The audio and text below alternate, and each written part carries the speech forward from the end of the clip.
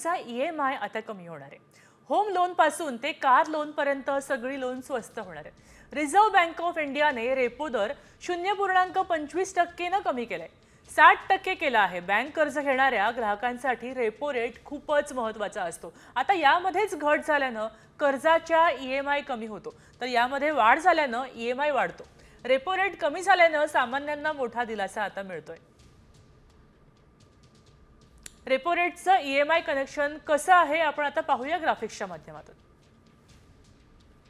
Repo rate कमी असतो तेव्हा बँकांना RBI कडून स्वस्त दरात कर्ज मिळतं। कर्जाचा व्याजदर कमी झाल्यास त्याचा परिणाम EMI वर होतो। कर्जाचा व्याजदर कमी झाल्यास त्याचा परिणाम EMI वर होतो। रेपो रेट कमी झाल्यावर home loan, car loan, personal loan स्वस्त होतात। रेपो दर वाढवल्यावर कर्ज महाग होतं आणि EMI सुद्धा वाढतो।